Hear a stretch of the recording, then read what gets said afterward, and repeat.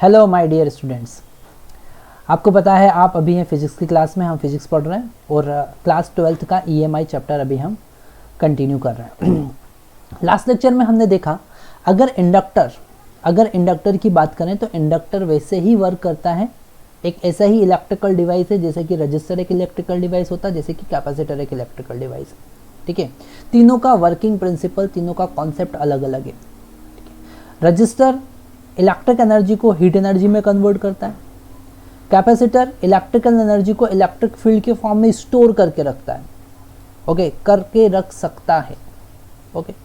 और inductor electric energy को magnetic energy के फॉर्म में स्टोर कर सकता है।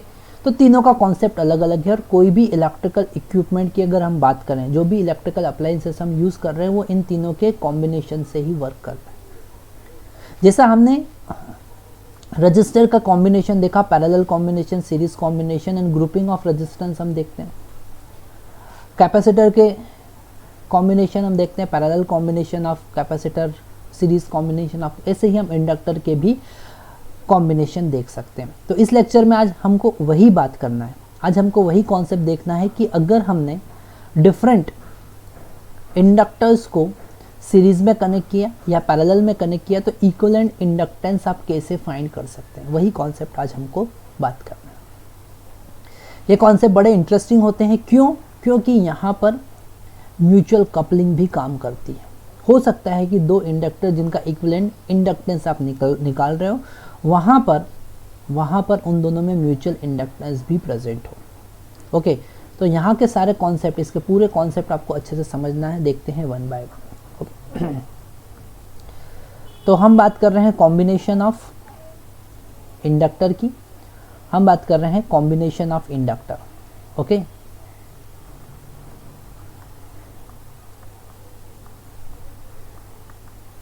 Combination of inductor.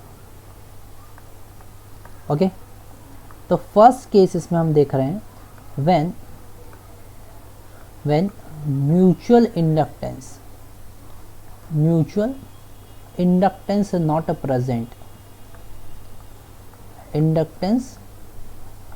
प्रेजेंट, मतलब कि दोनों के बीच में कोई कपलिंग नहीं है। जब म्यूचुअल इंडक्टेंस प्रेजेंट नहीं है तो हम क्या करेंगे? फर्स्ट केस हम देख रहे हैं। फर्स्ट इसमें केस हम देखेंगे सीरीज कॉम्बिनेशन। मतलब कि अगर हमने दो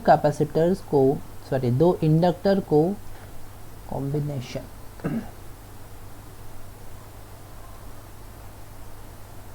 सीरीज कॉम्बिनेशन, अगर दो इंडक्टर को हमने सीरीज में कनेक्ट किया, इन दोनों को सीरीज में कनेक्ट किया, मान लेते हैं इनमें I करंट फ्लो हो रहा है, तो करंट दोनों में सेम होगा। अगर टोटल इंडक्शन की बात करें, इसको हमने एक सिंगल इंडक्टर से रिप्लेस किया है जिसको हम कहेंगे L इक्विवेलेंट। इसका इंडक्टेंस L1 है, इसका इंडक्टेंस L2 है। तो अगर टोटल EMF की बात करें तो EMF induce across L1 and EMF induce across L2, total induce EMF is equal to E1 plus E2 होगा according to KVL। Total EMF induce कितना होगा? E1 plus E2। तो यहाँ पर टोटल इंड्यूस EMF को हम क्या लिख सकते हैं? E को हम लिख सकते हैं L equivalent into di/dt। Current दोनों सेम है, since current is same in both inductor, दोनों में करंट सेम है। ठीक है, इंडक्टर्स करंट दोनों में सेम है, तो हम E1 को लिख सकते हैं L1 di/dt और E2 को लिख सकते हैं L2 di/dt। दोनों का वैल्यू यहाँ पे पुट करते हैं। हमारे पास में E is equal to E1 plus E2 पता है हमको। ठीक है, तो E का वैल्यू हम पुट करेंगे L equivalent di/dt plus E1 का वैल्यू पुट करेंगे, इज इक्वल टू E1 का वैल्यू हम पुट करेंगे L1 di/dt प्लस E2 का value L2 d i by d t. यहाँ d i by d t हम कैंसिल कर सकते हैं। एल इक्वलेंट हमको मिला L1 plus L2। L equivalent कितना मिला L1 प्लस L2। तो इस तरीके से हमने क्या किया, सीरीज़ कॉम्बिनेशन फाइंड किया। सीरीज़ कॉम्बिनेशन हमने फाइंड किया। It is similar to the series combination of resistance. अगर हमने multiple n number of inductors connect कर रखे हैं, when multiple inductors are connected in series, so what we have to do, we have to just simply add all this inductors. Okay, n inductor हमने connect कर रखे हैं 3 और ये हो जाएगा n। तो L इक्वलेंट कितना हो जाएगा L1 plus L2 plus L3 up to Ln, इन सब का एडिशन। ओके, इस तरीके से हम सीरीज कॉम्बिनेशन को समझ सकते हैं। अगर हम पैरेलल कॉम्बिनेशन की बात करें, पैरेलल कॉम्बिनेशन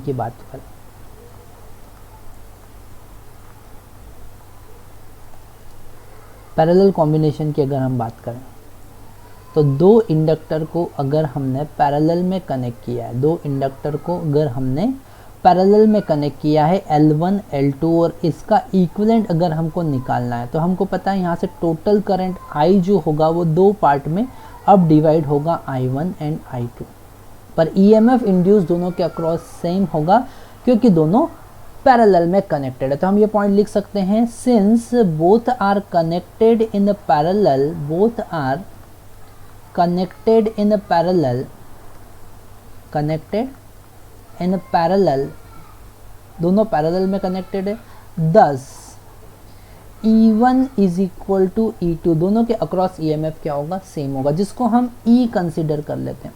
E क्या है, अगर इन दोनों को रिप्लेस करके हमने एक सिंगल इंडक्टर जिसको इक्विवेलेंट इंडक्टर हम कहेंगे लगाया तो उसके अक्रॉस E होगा।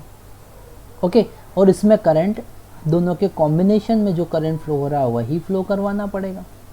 अब हम यहाँ लिख सकते हैं कि I is equal to I1 plus I2, I is equal to I1 plus I2, और इसको अगर डिफ्रेंशिएट करें तो di by d t is equal to di1 by d t plus di2 by d T.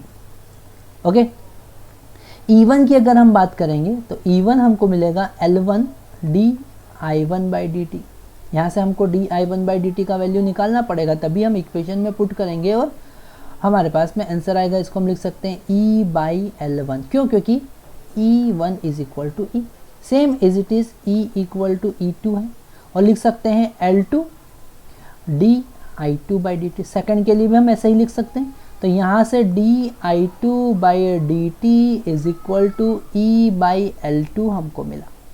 इन सब का value हम equivalent के लिए भी सेम एज इट इज लिख सकते हैं। इक्विवेलेंट के लिए क्या होगा, E is equal to L equivalent di by d t, तो यहाँ से di बाई डी टी का वैल्यू हमको मिलेगा E बाई L इक्विवेलेंट। इन सब का वैल्यू अगर हम यहाँ पे पुट करेंगे तो हमको मिला E by L equivalent is equal to 1 by E by L1 plus E by L2।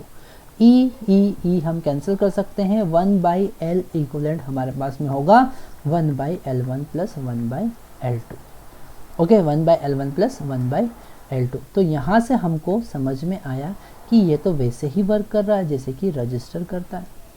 Okay, मतलब कि अगर आपने n मल्टीपल इंडक्टर पैरेलल में कनेक्ट किया है तो L इक्विवेलेंट निकालने के लिए हम क्या लिखेंगे, 1 by L1 plus 1 by L2 plus 1 by L3 and so on. इस तरीके से हम इक्विवेलेंट इंडक्टेंस निकाल सकते हैं अगर पैरेलल कॉम्बिनेशन हो तो भी। ओके, सिंपल न्यूमेरिकल हम कर सकते हैं इस पे बेस्ड, पर सबसे ज़रूरी कॉन्सेप्ट क्या है, सबसे ज़रूरी कॉन्सेप्ट यह है कि जब इन दोनों के बीच में म्यूचुअल इंडक्टेंस प्रेजेंट है, म्यूचुअल इंडक्टेंस भी प्रेजेंट है, तब आप किस तरीके से क्वेश्चन सॉल्व करेंगे, किस तरीके से इक्विवेलेंट इंडक्टर फाइंड करेंगे।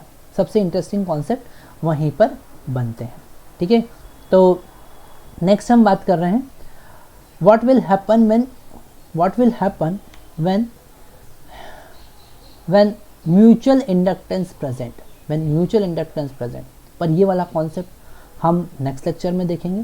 ठीक है, व्हेन म्यूचुअल इंडक्टेंस प्रेजेंट, ताकि आपके पास हर एक कॉन्सेप्ट का एक नया लेक्चर अच्छे से आप देख पाएँ। जब कभी आपको कोई भी कॉन्सेप्ट रिवाइज करना होगा, हो सकता है कि आपका parallel combination, series combination without inductance, mutual inductance अच्छे से आपको समझ में आ गया हो, और आपको केवल और केवल म्यूचुअल इंडक्टेंस जब प्रेजेंट हो तब कॉम्बिनेशन कैसे फाइंड करते हैं वही चेक करना हो, तो आप अलग से वीडियो देख सकते हैं, इसलिए अलग वीडियो हम बनाएंगे। Okay, thank you very much. Next हम देखते हैं what will be the equivalent inductance when mutual inductance present. Okay.